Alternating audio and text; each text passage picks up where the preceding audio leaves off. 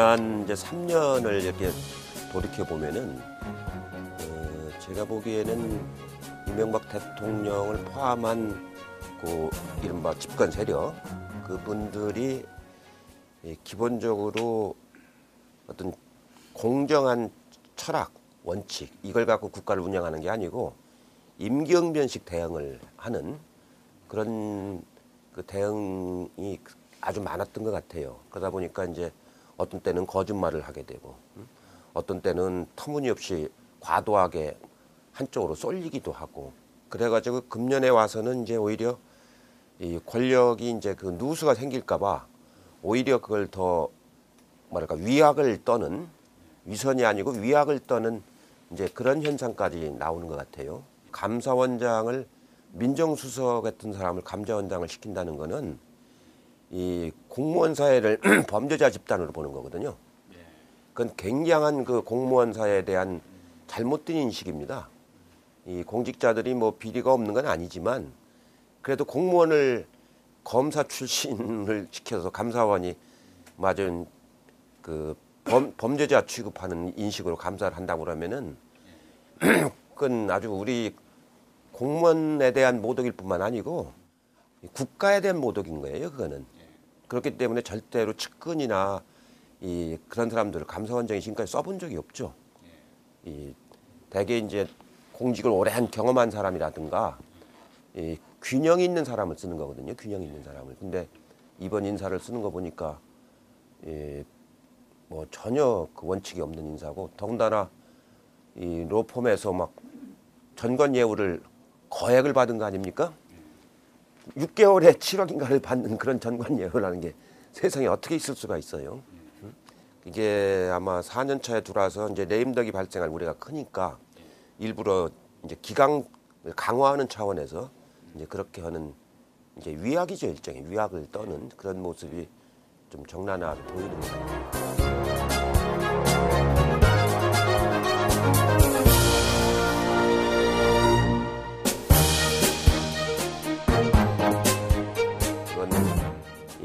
언론 난개발이거든요.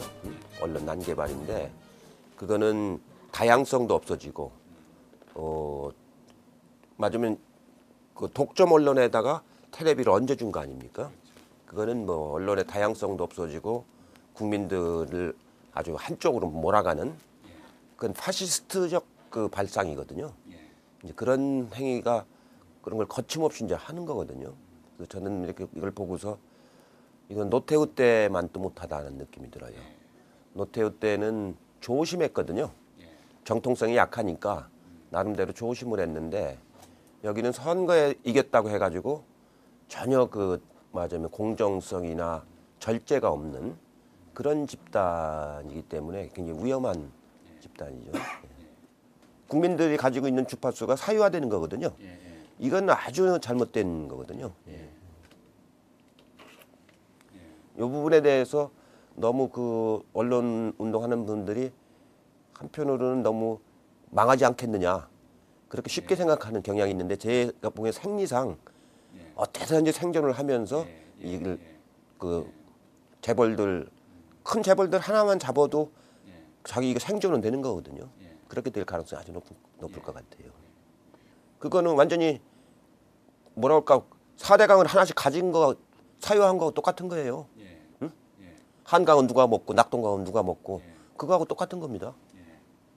그건 이거에 대한 그 계몽과 대응책이 있어야 될 것 같아요. 이게 주파수를 회수하든가 이제 주파수의 수요가 막 공해가 남발이 되니까 이제 수요를 주파수를 회수하는 방법이 있겠고요. 이제 계약 기간 끝나면은 방법이 있겠고 아니면은 그 방통위원회를 통해 가지고 맞으면 그 여론의 다양성을 유지할 수 있는 그리고 그 여러 가지 품위를 유지할 수 있는 균형 이런 걸 할 수 있는 그 뭐랄까 위원회 방통위원회를 다시 만들어야 되는 거죠. 지금처럼 저렇게 건 방통위원회라고 할 수가 없는 거 아닙니까? 그런 방통위원회의 중립성, 그다음 공공성 이걸 더 훨씬 더 강화하는 방법이 있겠죠.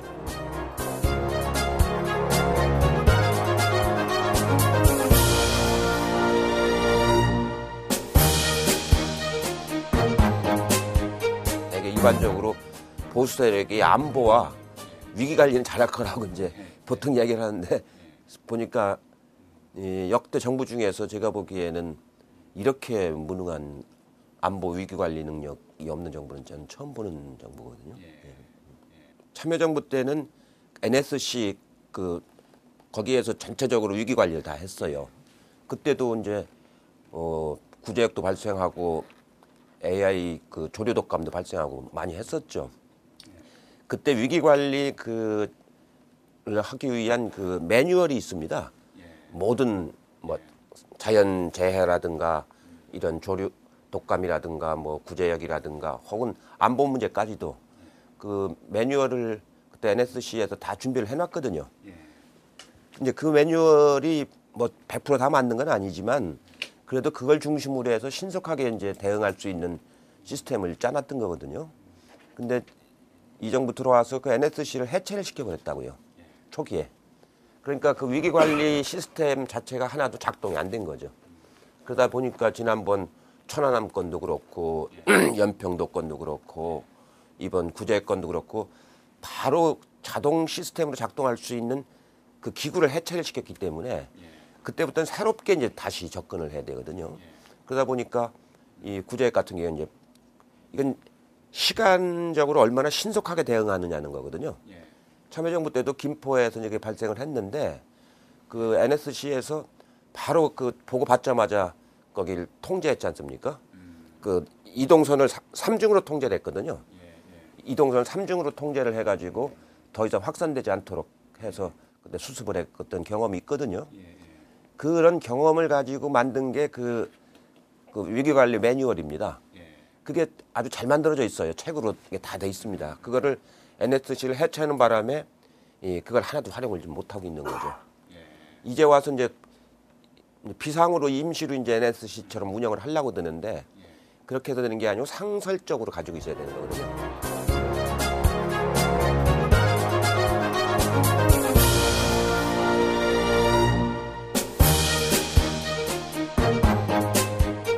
인식에 오류가 있는 거죠. 이제 한반도가 여기가 이제 여러 군사 강국들이 포진해 있고 남북이 분단되어 있는 특수지역 아닙니까? 그 특수지역에 있는데 냉전 체제가 오랫동안 이제 존속돼 왔는데 근자에 들어서 한 10년, 20년 사이에 이른바 그 패러다임 시프트가 이루어지고 파워 시프트도 같이 이루어지고 있는 환경이거든요. 냉전 때는 그러니까 한미일 동맹 관계와 그 중국, 러시아, 북한 쪽에 대립 체제였었는데 냉전이 해소가 되면서 이제 그 중국이 개방이 되고 러시아가 개방이 되면서 이제 패러다임 시프트가 이루어진 거 아닙니까? 그러니까 우리가 한중이 수교를 하고 그 다음에 이제 중국이 더 커지고 러시아는 좀 작아지고 이 한국도 커지고 그러면서 파워 시프트가 이루어진 거거든요. 그 중국하고 일본 관계에서 보면 그게 잘 보이지 않습니까? 이 정부가 들어오면서 아직도 신냉전 구조 수준으로 상황을 본 거거든요. 우리가 지금 무역을 많이 하는데 4천억 불이 넘는데 그 중에서 25% 가까이가 중국이라고요. 수입도 마찬가지고 수입도 중국에서 원부자재를 많이 사오지 않습니까? 우리가 식량하고 몇 가지 빼놓고는 중국에서 들여오는 원료가 얼마나 많습니까? 그렇게 맞으면 상호 의존도가 굉장히 높아져 있는 거예요. 동북아의 국제 관계가 변한 거거든요. 근데 사고는 신냉전적 사고를 하고 있다가 보니까 마치 서해에서 대규모 군사훈련을 하는 것이 안 보이는 것처럼 그렇게 지금 생각하는 거 아닙니까? 서해에서의 대규모 군사훈련이 안보를 강화하는 거라는 그런 인식을 하고 있는 거거든요. 근데 그거는 바로 중국의 이해관계하고 충돌되는 거 아닙니까? 그러니까 중국이 강경하게 나오고 그런 과정 속에서 이제 북도 위협을 받으니까 이 연평도 같은 사건이 이제 터져버린 거죠. 그러면서 아주 일촉즉발 전쟁 직전까지 가는 이런 상황이 왔는데 그럼에도 불구하고 우리 국민들이나 기업들은 오히려 그런 안보 의식이 없는 게 아니고 그 평화를 더 요구하는 쪽으로 여론은 형성되는 것 같아요 보니까. 집권 세력들만 좀 신냉전 사고 수준에서 문제를 다루다가 이렇게 일을 어렵게 만드는 거죠.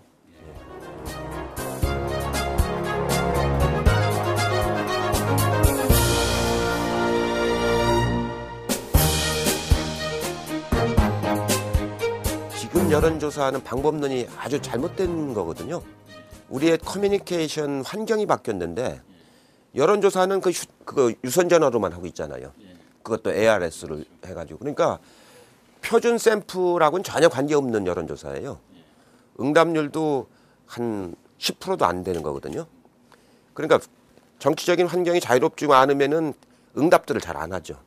바로 끊어버리거나, 그리고 그 의사들을 감추거나, 그걸 자꾸 조사를 해가지고 사실하고 다름에도 이렇게 막 자꾸 발표하는 건 일종의 여론몰이죠. 그건 여론조사가 아니고. 지방선거 때 우리가 면접조사를 해봤어요. 이런 그 유선 전화 조사가 아니고 이 표준 샘플을 잘 뽑아가지고 면접 조사를 해보니까 정확하게 나와요. 제가 그때 55%의 아주 박빙의 승부가 될 거라고 그랬었잖아요. 정확하게 그렇게 나왔잖아요.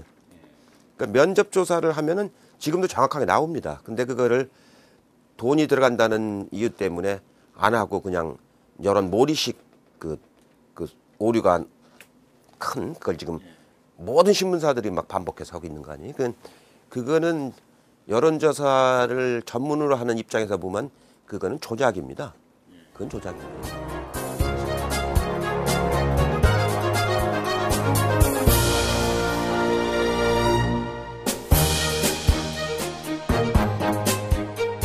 일반 시민들이 보기에 고생은 하는데 그 진정성을 가지고 이 맞으면 대응하는 건가 하는 거에 대해서 자꾸 맞으면 못 믿어하는 거죠. 그러다 보니까 호응이 좀 적고 그런 데다 그런 거고, 또 하나 이제 그 지금 이제 일반 시민들 입장에서 보면은 옛날하고 달라서 이제는 좀 실질적인 대안을 바라는 거거든요.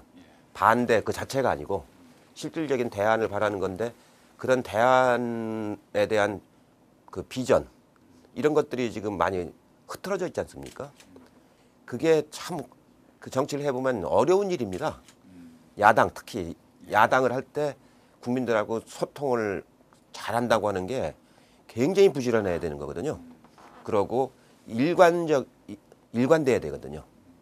꾸준히 해야 되고 일관되고, 그렇게 해야 그나마 국민들이 무슨 얘기냐면은 제 경험으로 보면은 노무현 대통령이 돌아가시고 나서 저렇게 많은 사람들이 그 추모를 하고 했는가 하는 걸 다시 이렇게 잘 생각해 보면은 노 대통령이 국회의원 시절부터 대통령 때까지 해온 일관성 있는 그 언행이 있지 않습니까? 응? 예. 그게 이제 말하자면 한 10년, 20년 하다 보니까 그거에 대한 믿음이 이제 딱 자리 잡은 거 아닙니까? 그러니까 돌아가셨을 때 굉장히 그 애통해 하는 거죠. 이제 그런 뭐 적어도 뭐 20년은 아니라 하더라도 적어도 10년 이상 일관되게 꾸준히 그 맞아는 국민들하고 소통하면서 이 움직이는 그런 그 뭐랄까 궤적이 있어야 되는 거거든요. 근데 민주당이 지금 최근에 한 4, 5년 동안 그런 모습이 잘 안 보이는 거거든요.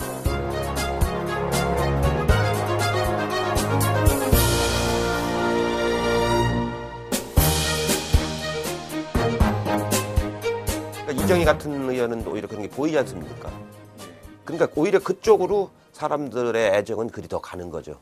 정치적으로는 취약하지만 그게 이제 초기 노무현 대통령 초기 모습하고 비슷하거든요. 제가 이렇게 보니까 13대 때 노무현하고 비슷한 그런 자세인데, 그런 것이 일관되게 불과 뭐 한 2년밖에 안 됐지만 일관되게 나오니까 요새 젊은 세대들은 그거를 그 진정성 같은 걸 좀 느끼는 거죠. 그러니까 민노당은 싫어도 이정희 의원은 좋아하는 사람들이 이제 막 생기는 거죠. 그게 중요한 거거든요.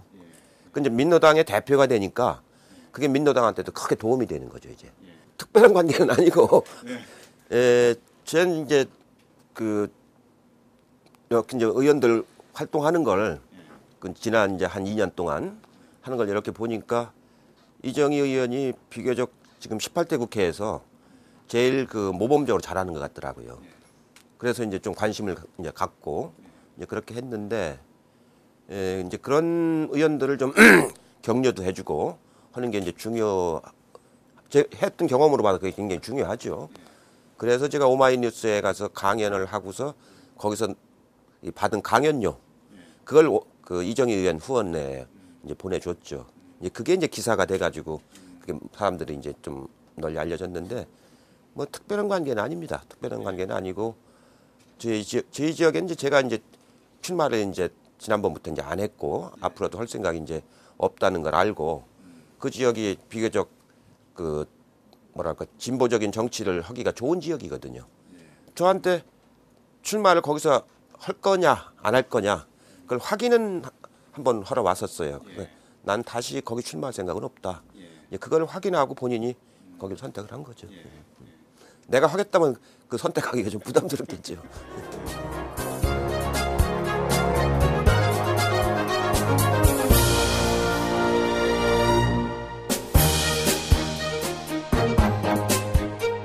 거기가 이제 민주당 의원이 현역으로 있기 때문에 저는 후보 단일화를 해야 된다고 봐요.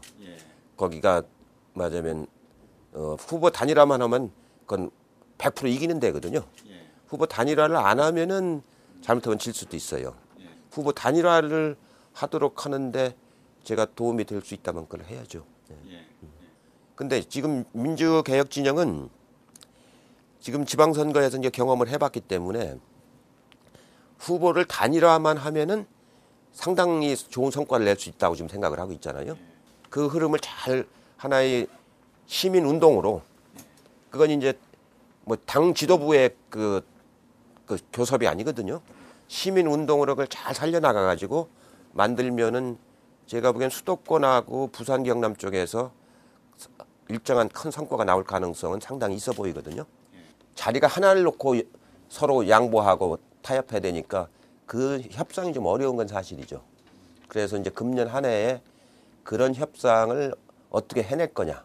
그냥 협상이 아니고 아까 말한 것처럼 지역 차원에서 지역 공동체 차원에서 이 후보를 단일화를 뽑아내는 그 일종의 미국의 민주당의 이 오픈 프라이머리가 그겁니다. 미국 민주당이라는 게 연합적 성격을 띠고 있는 당 아닙니까? 당이 하나죠. 근데 우리는 당이 여러 개로 나눠져 있으니까 한 당에서 오픈 프라이머리를 못 하는데 이 오픈 프라이머리 정신을 살리는 후보 단일화. 그걸 이제 당 지도부에서도 그렇고 지역 공동체에서도 어떻게 해낼 거냐. 그러면 전면적으로 다 되면 제일 좋은 것이지만 전면적으로 다 되진 않다 하더라도 그런 후보자들이 있는 지역 좀 서로 간에 선의의 경쟁을 할 수 있는 후보자들이 있는 지역에서라도 그것이 이루어지면 그게 하나의 시민 참여 흐름으로 가는 거 아닙니까? 그거를 이제 금년에 만들어내는 게 중요한 거죠.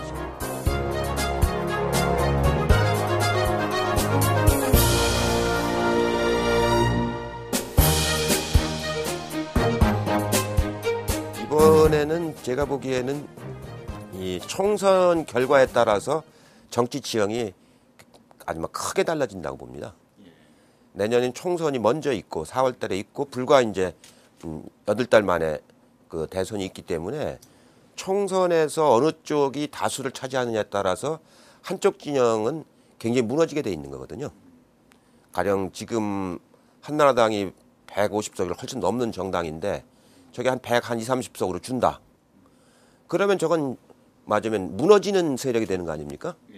그럼 내분이 막 생기게 되고 아마 그렇기 때문에 그 공천 과정에서 굉장히 또 그 이른바 친이 친박 간에 서로 주도권 싸움이 생길 거 아닙니까?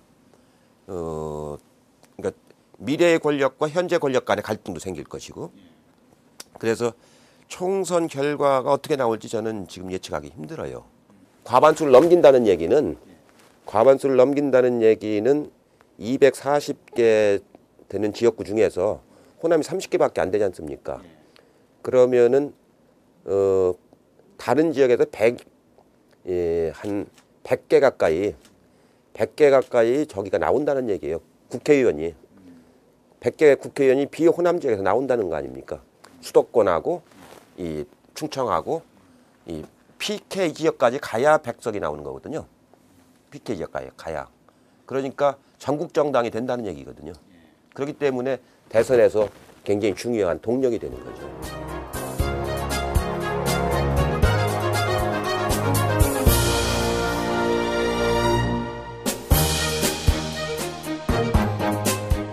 단일화를 하면은 당연히 이제 그 연장선상에서 이제 연립정부를 해야 왜냐면 대선 후보도 단일화를 해야 될 거 아닙니까? 그러니까 그건 당연히 연립정부가 되는 거죠. 지금 경험적으로 보면 어떠냐면은 2004년도에 열린우리당이 다수당이 됐잖아요. 그때 153석인가 이렇게 됐는데 그때 민노당이 그때 열 몇 석 됐지 않습니까? 그때 차라리 열린우리당이 140석 정도 되고 열린우리당이 한 15석 정도 되면은 그때면 그 연정을 했을 거 아닙니까? 단독으로 과반수가 넘으니까 연정의 필요성을 덜 느낀 거죠. 연정의 필요성을. 또 민노당도 자기들이 지렛대 역할이 안 되지 않습니까? 잘못하면 들러리 쓰는 게 돼버리지. 그러니까 연정을 할 생각을 안 했던 거죠. 그런 우리 경험이 있거든요. 그때 아마 우리 열린우리당이 140석 정도 했으면 그럼 필히 연정을 할 수밖에 없었고 연정을 했으면은 조금 더 진보 진영의 그 경험과 그 연대가 더 강화됐겠죠. 근데 그땐 그게 오히려 아니고 민노당이 진짜 야당 역할을 했죠. 예? 민노당이 진짜 야당 역할을 하는 바람에 소통은커녕 서로 갈등만 더 심해졌었죠. 그런 지난 그 어떻게 보면 반성을 해야 될 그런 국면이 있습니다. 그런 걸 감안해서 이번 대선에서는 이 연정을 어떻게 해나갈 거냐. 그러려면 정책도 조율이 돼야 될 거 아닙니까? 정책도 조율이 돼야 되고 뭐 여러 가지 조율할 사람들이 여러 가지가 있어요. FTA 문제만 해도 서로 입장에 차이가 있지 않습니까? 비정규직 문제에 관해서도 입장을 조정을 해야 되고 그러니까 여러 가지 정책적 조정을 해야 될 사안들이 있거든요. 그거를 금년에 많이 조정을 해야죠.